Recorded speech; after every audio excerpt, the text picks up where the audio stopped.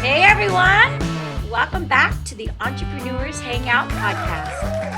I think we're stepping it up because I'm interviewing a soon-to-be mayor. That's right.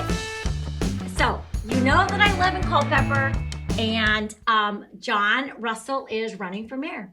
So I thought, who better to be on my podcast? Somebody that's super passionate about small business and running for mayor with a great story. So I'm going to introduce you to Jon Russell.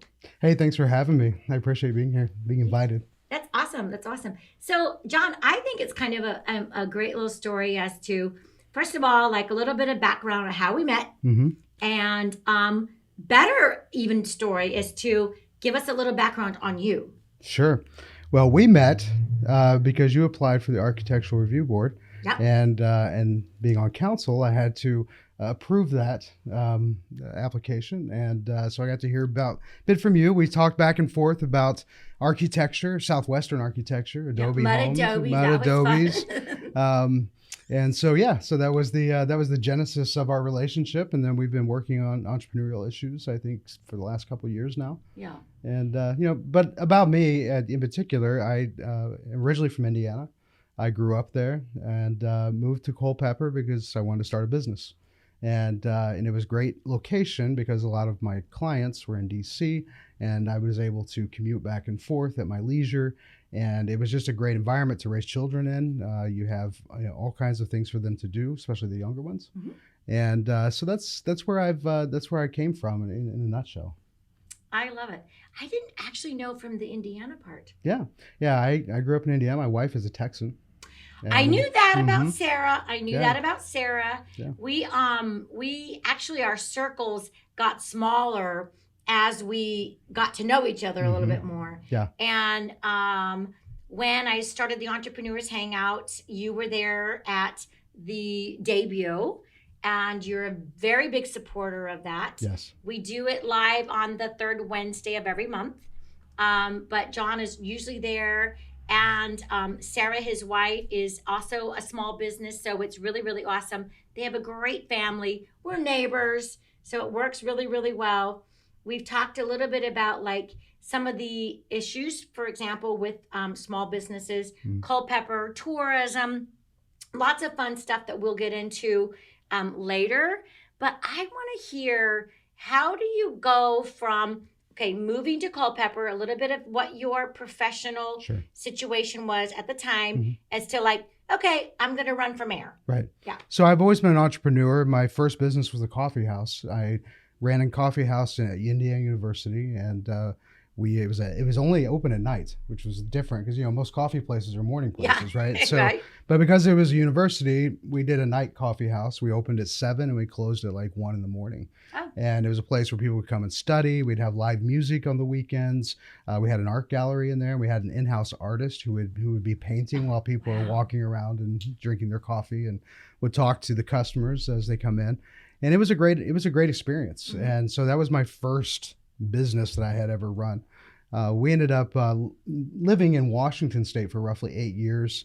And during that time, my wife and I started a medical clinic there, and she ran that and did very well, had a good loyal client base. And so when we moved here, I was like, okay, so what businesses do we start? So I started an organization, did some social entrepreneurship, started an organization that was kind of like a mentoring for local officials, elected officials, and worked on that on local government issues.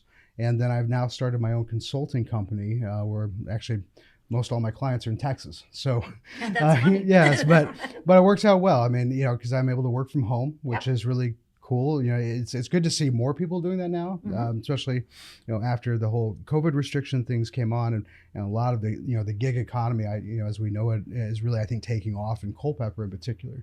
And so we just love entrepreneurship. We love restaurateurs. We love to see things bloom and be created. And that's what I really see here in Culpeper is that people are just very creative, and there is a synergy there. And I think what you're doing with your group is kind of harnessing that energy, and I think that's really important because when I was in when the housing market tanked back in like 2005, I had started an organization for basically for all these technology executives who got fired and didn't have jobs anymore because of the downturn in the economy. Sorry, you're out of here. Yeah, and so they started talking, and we started seeing businesses forming out of these networks, and so that was, was doing something similar to what you're doing, just getting very talented and visionary people in the same room and seeing what comes out of that.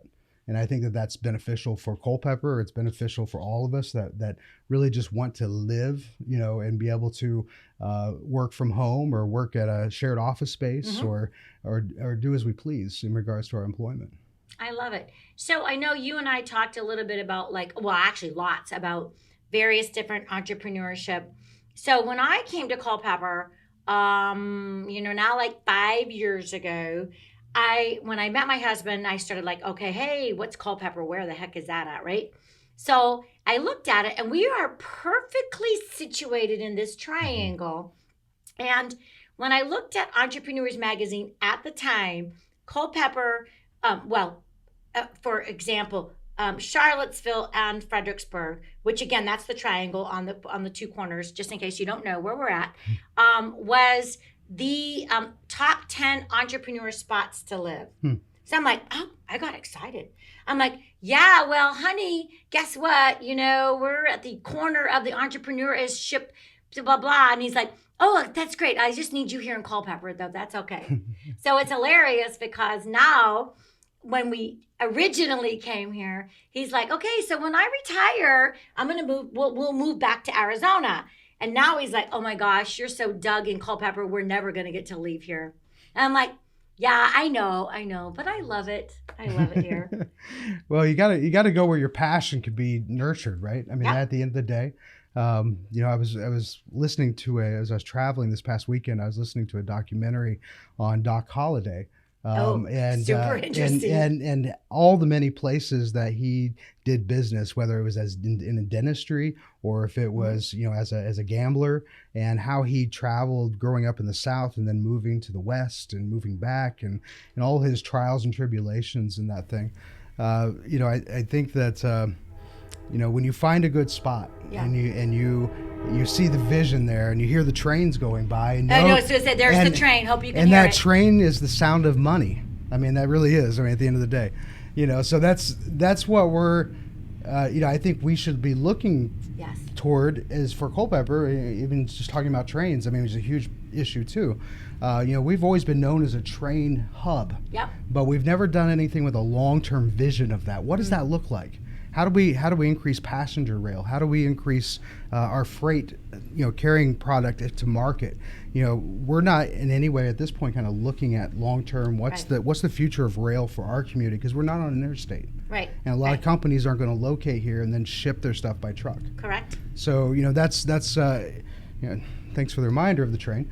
Well, wait, I was going to say, excuse me, I hope that you really appreciate the fact that I did the train at that moment so that you could pitch it. I knew it was that. I know, just in case. I knew it was you're going to hear the train. Yeah.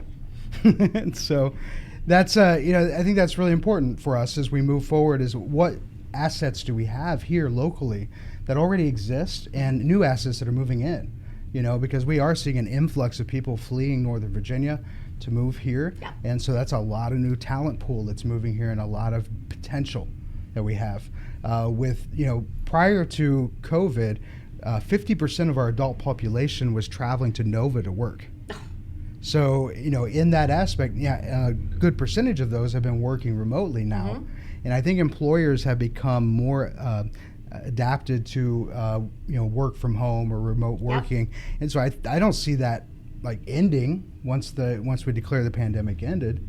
I actually see that as part of the future of business, so how do we harness that? Because that really is where we need to. I think our mindset needs to be, in regards to building a town out around people who operate in a gig economy, who are entrepreneurial, who and we even have that even for working class people. We have an extraordinary amount of people who are in the tree trimming business.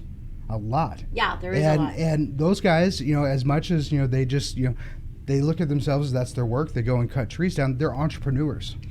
True. And because they have to go out and get clients, Yeah. they have to pay employees. There's a lot of things that go into that as you would as regular small business. And so we do have that spirit here, but it's a matter of, I think, focusing it in the right direction. I think that's a really, really good segue too. We're going to have a break here, a word from our sponsor, and we're going to come back and dive in a little deeper in what it looks like to be in a smaller community that is also supported by our mayor and council. Yes. I'm James Steele with Farmers Insurance, Steele Insurance Agency. I'm an experienced business owner, and I know the demands that come with growing a business. From keeping up with payroll to the flexibility needed in uncertain times. Being a business owner today is more rewarding and trying than ever before. If you're looking to start or expand, let my experience serve you. From general liability to workers' comp, from audits to certificates of insurance. Please give me a call and let my team answer your questions. I have a commercial specialist, life insurance specialist, and retirement agent all standing by. Hey everyone. Well, great timing because the train stopped. So we're back with Jon Russell talking about, we had a great conversation about community. And I am very sure there's a ton of listeners out there that just know the feeling of what it takes and what it looks like to commute. Personally, I couldn't do it. It's not in my being to spend. I loved road trips. No, don't get me. But I could not spend 2 hours in the morning to try to get up to get there, and then also spend 2 hours in the evening, 5 to 6 days a week to only spend, really honestly 4 hours with your family or something. Right. I think it's awful. So now we are where there has been a brief, period of time, 8, 10, 12 months, where people have got a little bit of relief. I want you to talk about what does it look like? I don't know, corporates, where maybe helping the relief. Well, maybe their employees stay at home, work from home. Kind of talk about how we can generate more of that interest in Culpeper. A lot of people who work here and live here and work in Northern Virginia are military contractors. A lot of them. And one of the things I would like to do as mayor is actually go and speak to Lockheed Martin and a few of these other contractors and say, listen, would there be any possibility that you could have a satellite location for your employees that live in this area? We have a lot of building space that's available, and I think it would improve what I call the social toll that's taken on these employees, where they're gone at daybreak and they don't get back till it's nighttime. They don't see their kids, but maybe an hour, maybe two. How do you remedy that? Because that has an effect that extends more than just within that family hub. Correct. These are people that don't go into our community and spend money because they're never here. Right. And most of their transactions happen to the north. Mm-hmm. And so how do we harness that and work with these contractors and companies to say, hey, listen, you have a lot of employees that work down in this area. Let's figure out a way, if you will, to get some location spaces down here so they can work remotely. And I think employers are going to be more open to that now. 100%. Because it's become more the norm. A lot of employees are now working remotely. I think there's this old school approach to asses in the seat, right? Yeah. That was, that's the way business is supposed to be done. Sure. And I think that's all changed because now we can see that people can be responsible. And when you work from home and we work remotely, if you don't get the work done, it shows. Right. And so you've got incentive to do what you have to do. We also have, one of the issues is security, internet security. We do have what's called black fiber here, which runs through some of our businesses that run like the Library of Congress, what used to be Terramark, Verizon, as well as Swift. And a lot of this, there's a lot of secured fiber in this area, which I think is underutilized, yes. Especially for some of the things we're talking about. Right. And so, how do we tap into that market as well to say, hey, listen, we've got the infrastructure here for you, but you need to come and build here or open here and come and we will build. Yes, and I think that's important as we look at what kind of businesses do we want to attract in the coming years. and still allow people to have that small town atmosphere, but at the same time be able to do their big time jobs, which may not be here, but maybe somewhere else. Right.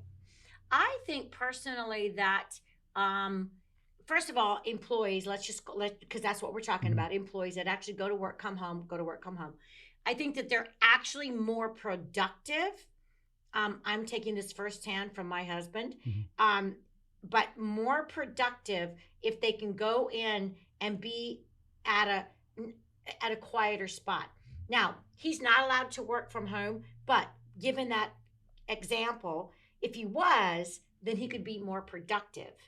As to now, you're not going into the office, you're not having the chit chat, you're not having to what are you going to do, the 2 hours, the 1 hour, and all that stuff that goes into it.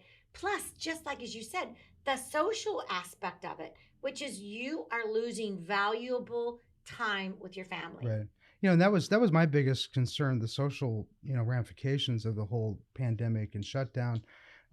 For me, the entire, one of the things that I was hopeful was in this, as people have to slow down, that their hearts will be turned towards their children. Yep. And their children towards them, and seeing more of that interaction that hasn't been taking place. And I think that, and I'm hopeful that we've seen a lot more of that. And I think we have. I think we have too, John. And now you can see it. Yep. More adults with the kids at the parks, more, just out and about where they can be with the children. And so you didn't see as much of that. You saw the moms, carting the kids around as much, but now you're seeing, I just, because I live right at the park. Yeah. So I get to see all these interactions, and I've definitely seen a much more engagement from fathers than I have in years past. But also, just like, I'm going to use this as an example, which is just the ability to, I have a dog in the background, sorry. Yes, I got my little 4-year-old that needs a little bit of attention. And I love the little cat filter. The cat filter, but also not only that, I love the little children photo bombers that are like, "Hi, it's me. Hi, it's me. I'm back here." Yeah. And it's acceptable today. It's okay. Yeah. It's okay. Okay. So now get away from corporate just for now, and let's talk about entrepreneurship, right? So you've got people that are looking to start businesses, and how can we support them? Sure. Small Business Association is a really good place to start, to be able to go in. They'll help you with a pro forma, to be able to start up your business plan, and to help you see if there's any grants, or even they'll even help you to see if there's any redundancy. That you're starting something somebody's already doing and it may not be a good market. I mean, they help you with those things. So having a strong Small Business Association is huge, as well as I think the next step is lowering the barrier to entry, 100%. as far as the government is involved. Should we be taxing new startup businesses at the same rate as we do a business that's been established for a long time, or do we allow them to graduate into the tax structure? And so I think that's one area where we've failed. Yep. And then the other, we talked about the other day at our the business women's coffee clash that we had. Coffee clash. That's right. That's right. That we had is the whole idea of, when you go to start a business in town, you have to do paper chasing, and you have to go department to department. Awful. And it was funny because, when I brought this up to the staff, they didn't really think there was a problem. And they actually even said, the government staff said, well, people like to come see us. And I'm like, no. I was like, no, they don't. They really don't. No, they want to get their paperwork done, and they want to start their business and get moving on it. And that's where I think we need to head. So one of the things I was able to do is to get them to start streamlining at least the paperwork aspect. Ideally, what would happen is if we had a third party kind of central hub where they could go and just submit information to the website, and then it goes to the county and the town, and then information comes back, you get approved. One of the things a friend of mine who's a city councilman in Phoenix, Arizona, one thing he did was, it was called 24-hour permitting. Okay. Now, as long as you met the requirements, this is for housing, this is for starting a business, anything, as long as you met the requirements of just doing the run of the mill, kind of starting a business or building a home, with maybe like they call it like a 15% variance, right? Okay. In that, then basically you get rubber stamped and you just go. Go. Right. And they do that, and they pride themselves in doing all that in 24 hours. Okay. And when you do that, you create an atmosphere where businesses can thrive, where people don't feel a hindrance. Well, you encourage them. Right. And you're encouraging Right. entrepreneurship. Right.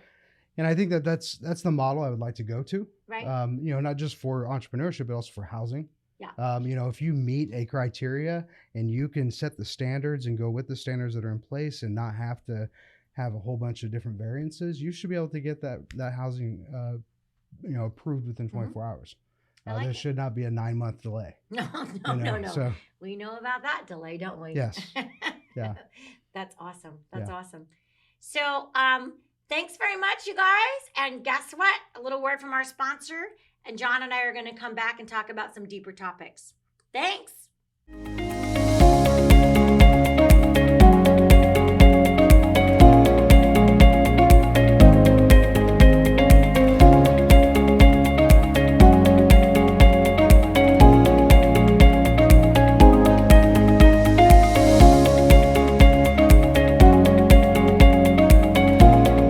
We are JG Design, the proud producers of Entrepreneurs Hangout with Kylie Dahl. We are a company that specializes in video and audio production that will elevate your business and add value to your brand. Find us at jgdesignonline.com for more information.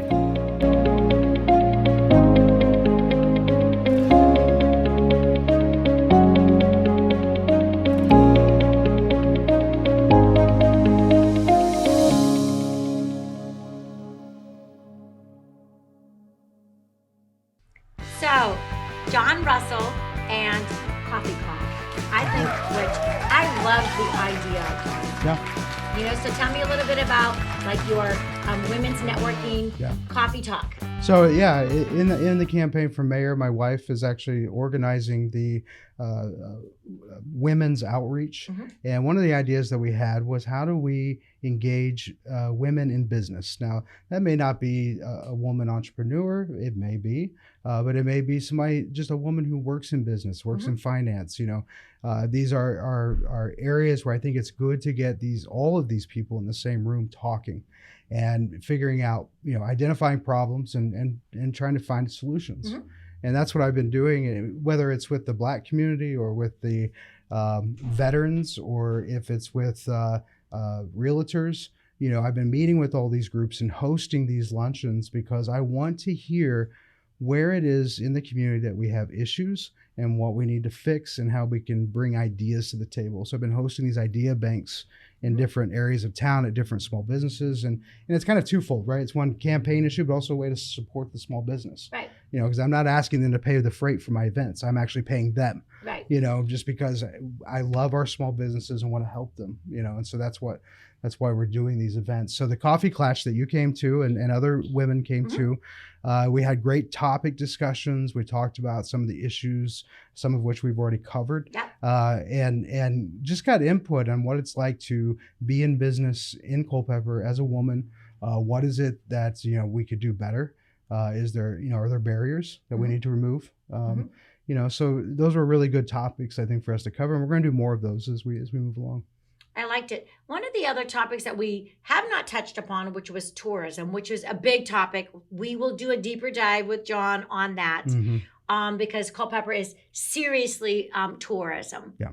And also, we've got a lot of strong women-owned businesses in Culpeper. Yes. So I just think it's kind of interesting. I've got an approach, which I call my Triple D approach, which is where a business drills down, dives in, and they do it. Mm-hmm. And I think from us, I'm going to call you scrappy in a good way. Mm-hmm. Okay, but how can we help businesses be able to do that? From a business coach and mentor's perspective, I love the Entrepreneurs Hangout because I invite other entrepreneurs to come. They get free counseling. They get free help. We get sales training. We get lots of different mentors like yourself. Yes. Hey, come in and learn for free. No sales. It just is learning and how we can help you grow. Yeah. How can other small towns and how can we do better at that? I've been watching on television this Undercover Millionaire show. Oh, Have you seen that? I've seen it. I have been learning so much from these guys who have been multimillionaire successes who go into a town and basically go in with no money in their pocket. I think it's $100 with no contacts, nothing. And they have to build $1 million business in like 90 days. Okay. And the networking and stuff that they utilize, I think we should all probably just go through and watch it all again and get all these, these points that they were giving, and each one was doing different businesses, from consulting businesses to real estate to whatever. And they were saying, here's how you do this when you come into this problem. Okay. And if we start putting those pieces together, I think that that's going to be helpful to people who want to start businesses, to say, listen, you're wanting this kind of business, here's where you need to go. Here's who you need to connect with. One of the ladies was working out at Tacoma, and she automatically went to a mover and shaker who was an elected official, a city councilwoman, and got connected with her and just made that initial contact and said, here's my vision, here's what I want to do.